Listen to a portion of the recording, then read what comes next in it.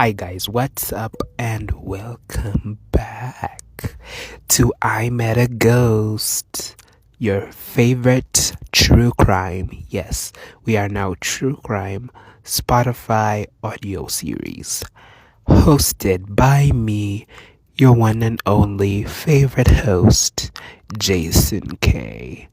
Published by Spotify Advertising. So today we are talking about the death of Jeannette DePalma, the devil's teeth mystery. This case has it all: a missing teen, a bizarre discovery, occult rumors, and decades of unanswered questions. So, apparently, in August 1972, a 16-year-old girl named Jeannette Christine DePalma disappeared from her family's home in Springfield Township, Union County, New Jersey. She told her mother she was going to a friend's house and was never seen alive again. 6 weeks later, her skeletal remains were found atop a cliff inside the local Hodale quarry, in an area ominously known as the Devil's Teeth to the locals. Here's where it gets truly eerie. Witnesses reportedly say that the body was surrounded by strange arrangements of sticks and makeshift crosses. Some local accounts claimed that the remains were found in a pentagram-like shape with multi-tailed animal bones nearby, through law enforcement later denied this. The terrain and the way the body was positioned fueled rumors about occult or ritualistic involvement, through no evidence ever supported to that theory. So, welcome back. We are here to explore the darkest corners of real life, the crimes that don't make the headlines, and mysteries that still refuse to die. Tonight, we're going back over 50 years to a quiet suburban town in New Jersey, and to a case that spiraled into a rumor, fear, and unanswered questions. This is the story of Jeannette Christine DePalma, a 16-year-old girl who vanished one summer's day in 1972 and whose remains turned up in a place ominously known as the Devil's Teeth.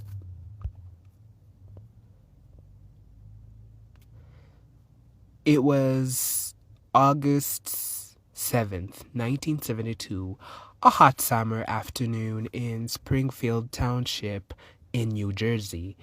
Jeannette told her mother that she was going to visit a friend, maybe catch a train, and would be back later. But she never arrived, and that night she didn't come home. Her family reported her missing the next day. Days turned into weeks, and obviously her friends said that they hadn't heard from her in a while. So the police checked leads, but nothing concrete turned up. For 6 long weeks, Jeannette's fate was unknown. So, sorry for that noise. I am having quite a number of notifications running through my device right now, so let me silence that. Okay, back to the story. So, for 6 long weeks, Jeannette's fate was unknown. Then, on September 19th, 1972, something horrifying happened. A local woman's dog returned from the woods carrying a human arm. First of all, of course, when you see a dog coming out of the woods holding an arm, you're obviously gonna be like, what the effing fuck? So the woman screamed and called the police. Investigators followed the trail into the woods near the Howardville quarry, and a place the locals had called the Devil's Teeth. So minutes later, they found the rest of her body lying face down on top of a rocky cliff 6 weeks after she vanished. Now here's where the story becomes more interesting. The location where Jeanette's body was found was not just any wooden area. It was a remote, overgrown cliffside that had earned a name that sent chills through people's spines, and nearby freaking everybody out. And early reports from the scene were strange, even macabre.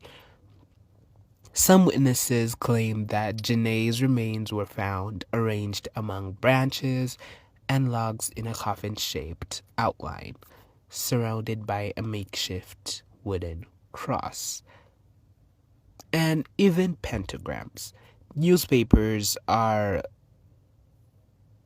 literally freaking out at that time and began splashing out headlines: girl sacrificed in witch rite, murder probe sheds light into witchcraft cult, whatever. All those headlines were coming out. So this case became entangled with what historians later called a satanic panic, a time when rumors of witchcraft and devil worship were erupting across the country like never before. So a local pastor even told reporters he believed Jeanette's commitment to her Christian faith might have made her a target of something sinister. But here's the twist, guys. Despite the rumors, the police have never confirmed any ritual activity at the scene decades later. Recently released photographs from the original crime scene suggest the strange patterns people remembered were likely just brush and fallen branches, nothing deliberately placed. So an autopsy is done, of course, but it couldn't determine the cause of her death. There were no gunshot wounds, no stab marks, no obvious trauma, but the coroner suspected the possibility of strangulation, and the case was classified as an unresolved homicide. Yeah, you got that right. Her clothes and personal items were tested, soil, hairs, but nothing pointed to a killer. DNA testing wasn't available back then, but much evidence simply couldn't be analyzed the way it could today. So, one odd finding, her remains had an unusual high level of lead, though investigators could not explain why. So, what really happens to Jeannette DePalma? There are three major theories that people still talk about until right now: accidental death or drug use. Some early investigators guessed she could have overdosed or died while with friends, though toxicology didn't support this. Another theory is that a local transient suspect, a man known as Red, disappeared around that same time, but he was eventually cleared. So that's it from Reddit. Serial predator involvement in recent years. A convicted serial killer hinted that he might have been involved, but again, no evidence has been tied to him in this case. None of them explains why a 16-year-old girl's body was left in a place with such a chilling name, or why the rumors of something supernatural clung to the story for so long. Jeannette DePalma's death remains a cold case, one that local historians true crime authors and her family still seek answers to. Some say the truth will never be known, others believe the clues are out there waiting to be found. But one thing is undeniable, her story is more than just a crime, it's a puzzle woven into mystery, fear, and community legend. So, where do facts end and lore begin? Thank you for listening, guys, to I Met a Ghost, now a Spotify true crime audio series. Until next time, stay curious, stay safe, and stay away from drugs. I will see you guys in the next episode. If you're loving these, click that follow button on Spotify, rate us 5 stars, and follow me on Instagram for more updates on I Met a Ghost. Available now on all platforms but a Spotify original true crime audio series.